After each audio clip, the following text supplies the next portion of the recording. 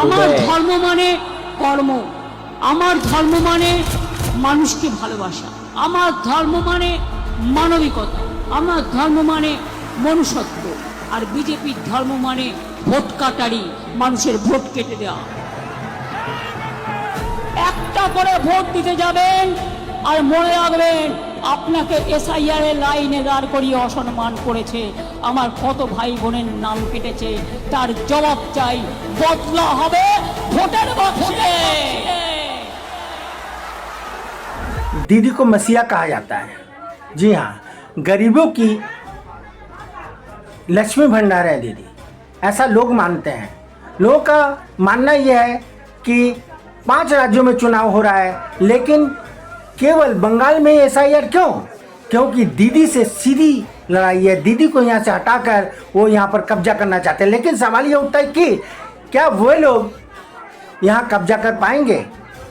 बल्कि अब ऐसा लग रहा है कि मोदी शाह का दांव उल्टा पड़ रहा है। আমার ধর্ম মানে কর্ম, আমার ধর্ম মানে মানুষকে ভালোবাসা, আমার ধর্ম মানে মানবিকতা, আমার ধর্ম মানে। और क्यों ऐसा मैं कह रहा हूँ? क्योंकि ममता बनर्जी ने मोदी जी का इस्तीफा मांग लिया, यह कहकर कि देश डूब रहा है, देश बर्बाद हो रहा है, मोदी आप इस्तीफा दो। अब समझने वाली बात यह है कि ममता बनर्जी ने बंगाल चुनाव में खेल कर दिया। क्या खेल कर दिया? इमोशनल कार्ड खेल दिया। और उस इमोशनल कार्ड के कारण लोगों में सुगबगाहट यह है कि अब तो बंगाल जीतना दूसरे के लिए संभव नहीं है।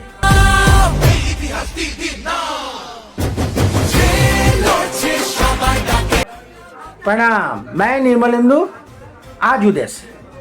मतलब ममता बनर्जी ने ये पूछ लिया कि 2024 की मतदाता सूची में आधार पर ही चुनाव हुआ था, मतलब सूची के आधार पर ही चुनाव हुआ था और उसी कारण आपको वोट भी मिले थे और आपने जीत भी लिया। लेकिन इस बार फिर उन्हीं लोगों को आपको हटाने की जरूरत क्यों पड़ी? क्या कारण है? जवाब नहीं दे पाए। ममता दीदी ने यह भी कहा कि बंगाल में अशांति फैलाने के लिए अमित शाह गंदी राजनीति कर रहे हैं और गंदी राजनीति के कारण ही यहाँ पर राष्ट्रपति शासन लागू करने की बात चल रही है, ऐसा उन्होंने कहा।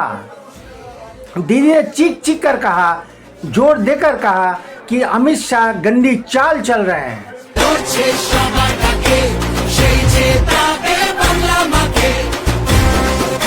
जी हाँ, पश्चिम बंगाल विधानसभा चुनाव 2026 के प्रचार अभियान ने अब एक नया मोड़ ले लिया है। मालदा जिले के मालतीपुर में एक विशाल रैली को संबोधित करते हुए तृणमूल कांग्रेस की सुप्रीमो ममता बनर्जी और दूसरे ने अपनी चिरपरिचित आक्रामक शैली के बजाय अब इमोशनल कार्ड खेल दिया और उन्होंने इमोशनल कार्ड खेलकर कहा कि वोट नहीं तो संबंध नहीं। उन्होंने मन से जनता को संबोधित करते हुए कहा कि राजनीति केवल आंकड़ों का खेल नहीं है दोस्त, राजनीति रिश्ते की बुनियाद पर टिकी होती है और अगर रिश्ता ही नहीं रहेगा तो आपसे संबंध हम क्यों बनाएं? আমার ধর্ম মানে কর্ম, আমার ধর্ম মানে মানুষকে ভালোবাসা, আমার ধর্ম মানে মানবিকতা, আমার ধর্ম মানে মনুষ্যত্ব। আর বিজেপির ধর্ম মানে ভোট কাটারি, মানুষের ভোট কেটে দেওয়া। একটা করে ভোট দিতে যাবেন আর মনে রাখবেন আপনাকে এসআইআর এর লাইনে দাঁড় করিয়ে অসম্মান করেছে, আমার কত ভাই বোনের নাম। तो ऐसा माना जा रहा है कि बंगाल में फिर से दीदी का ही डंका बजेगा। बंगाल की सियासत में टीएमसी के लिए हालांकि गेम चेंजर होंगे ये फैक्टर। ये समझना जरूरी है कि आखिर कौन से कारण जो तय करेंगे कि ममता बनर्जी सत्ता में बनी रहेंगी या बदलाव की आंधी उन्हें उखाड़ कर फेंक देगी।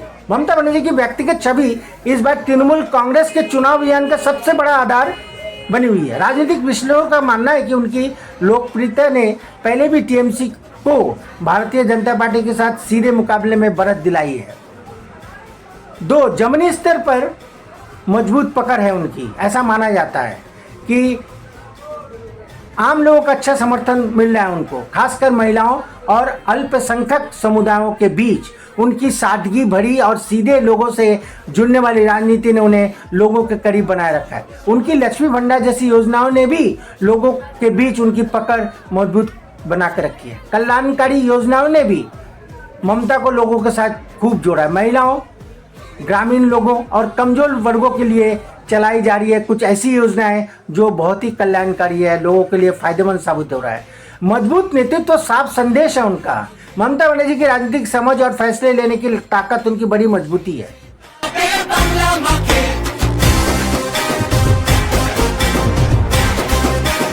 वो तेजी से निर्णय लेते हैं और अपने संदेश को लोगों तक साफ तरीके से पहुंचाते हैं। अगर जरूरत पड़े तो घर घर पहुंचती हैं और पहुंचकर अपना संदेश सुनाती है और लोगों के दुख दर्द में शामिल होकर उनसे पूछते हैं तुम्हें क्या चाहिए, तुम्हें क्या दिक्कत है, और इस तरह वो लोगों के दिलों में राज करने लगती हैं। लेकिन सत्ता विरोधी माहौल ने उन्हें परेशान करके रखा है। करीब 15 साल से सत्ता में रहने के बाद ममता बनर्जी को अब लोगों की नाराजगी का सामना करना पड़ रहा है। उनके अंदर ही, मतलब पार्टी के अंदर ही कुछ लोग बेरोजगारी, महंगाई और भ्रष्टाचार जैसे मुद्दे के कारण दुखी हैं। नेतृत्व पर ज्यादा निर्भरता। तृणमूल कांग्रेस काफी हद तक ममता बनर्जी के नेतृत्व पर ही निर्भर है। ममता बनर्जी के अलावा वहां पर कोई नहीं है जो इस पार्टी को आगे बढ़ाकर ले जा सके। यही ममता जी की सबसे बड़ी खासियत है। भाजपा एक्चुअली है उनके लिए बड़ी चुनौती, बड़ा सिर दर्द है। ममता बनर्जी के सामने सबसे बड़ी चुनौती अब लगातार मजबूत होती जा रही है भारतीय जनता पार्टी है। पार्टी केंद्र सरकार के संसाधनों, शुभेंदु अधिकारी के नेतृत्व में मजबूत संगठन और प्रभावी चुनावी नारों के साथ मैदान में उतरी है। हालांकि इसके अलावा असदुद्दीन ओवैसी की ऑल इंडिया मजलिस इत्तेहादुल मुस्लिमीन और हुमायूं कबीर की आम जनता उन्नयन पार्टी के बीच गठबंधन भी नई चुनौती है उनके सामने। इस वजह से वोटों के बंटने की संभावना बढ़ गई है, ऐसा विश्लेषकों का मानना है। लेकिन हमें लगता है कि वोट तो बढ़ जाएंगे, लेकिन ममता दीदी जीत कर फिर से आएंगी और वही सत्ता पर काबिज होंगी, क्योंकि वो जनता से सीधे जुड़ी हुई है, आम लोगों से सीधे जुड़ी हुई है और दूसरे तबके के लोगों से सीधे जुड़ी हुई है और लोगों के लिए भला चाहती है। यही ममता दी की खासियत और यही खासियत उनके लिए संजीवनी का काम करेगा।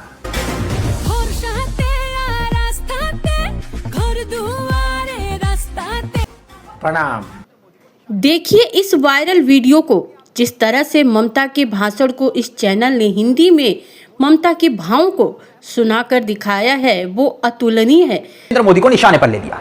क्यों? क्योंकि आप जानते हैं, आपने देखा होगा, जहां जहां चुनाव हुए वहां प्रधानमंत्री मोदी हो या फिर गृह मंत्री अमित शाह, दोनों का फेवरेट टॉपिक है क्या? घुसपैठिए। जैसे दिल्ली में चुनाव हुआ तो घुसपैठिए मुद्दा, बिहार में चुनाव हुआ तो घुसपैठिए मुद्दा, झारखंड में चुनाव हुआ तो घुसपैठिए मुद्दा। और गजब यह कि असम में अमित शाह घुसपैठिए का मुद्दा नहीं उठाते हैं, मगर पश्चिम बंगाल में घुसपैठिए के मुद्दे पर ही चुनाव लड़ रहे हैं। और इसी को लेकर मुख्यमंत्री ममता बनर्जी ने कहा सबसे पहले इन्हें इस्तीफा दे देना चाहिए। किन्हें? मोदी जी को।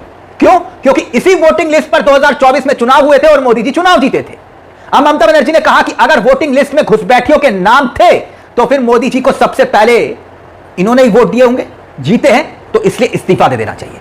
मगर मैं आपको सबसे पहले यह बयान सुनाना चाहूंगा। यह बयान बहुत महत्वपूर्ण है, क्योंकि ममता बनर्जी ने जो संगीन आरोप लगाए हैं, वो संगीन आरोप 1 2 नहीं बल्कि 4 है। आरोप क्या? आरोप ये कि ये जो एजेंसियां लगाई गई हैं, ब्रीफकेस में नकदी कहां से लाई जा रही है और किसके हाथों में पहुंचाई जा रही है। आरोप नंबर 1। आरोप नंबर 2 ममता बनर्जी का यह है कि अगर 2024 के चुनावों के दौरान घुसपैठ के कोई आरोप नहीं थे तो भारतीय जनता पार्टी आज उन्हीं मतदाता सूचियों को स्वीकार करने से क्यों इंकार कर रही है। आरोप नंबर 3 ममता बनर्जी का यह है कि अगर वोटिंग लिस्ट में वैलिड वोटर के नाम वोटिंग लिस्ट से हटाए जा रहे हैं तो किस आधार पर मिटाए जा रहे हैं, इसका जवाब कौन देगा। आरोप नंबर 4 जो सबसे गंभीर आरोप है वो यह कि चुनावी प्रक्रिया को प्रभावित करने के लिए उत्तर प्रदेश, राजस्थान और गुजरात से लोगों को लाया जा रहा है। आरोप यह तक कि हथियारों और नशीले पदार्थों की तस्करी की जा रही है रेल के माध्यम से, यानी रेल का इस्तेमाल करके बंगाल में एंट्री करवाई जा रही है। आरोप यह तक कि सीआरपीएफ के वाहनों का इस्तेमाल करके पैसे लाए जा रहे हैं। और ममता बनर्जी ये कह रही है कि ये सारे सबूत ऑन रिकॉर्ड मैं सामने रखूंगी, मेरे पास सबूत आ चुके हैं और मैं सही वक्त पर इसका पर्दाफाश करने वाली हूं।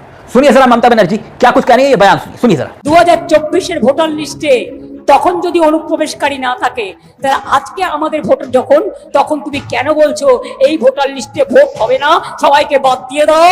বিজেপি একা গুজরাট থেকে নিয়ে এসে ভোট দেবে, ইউপি থেকে দেবে, রাজস্থান থেকে নিয়ে এসে ভোট দেবে, কেন? বিহারে তাই হয়েছে, ট্রেনে করে লোক নিয়ে এসছে, বাসে করে লোক নিয়ে আসছে, ট্রেনে করে আর্মস ঢোকাচ্ছে, ট্রাক ঢোকাচ্ছে, মানি লন্ডারিং করছে।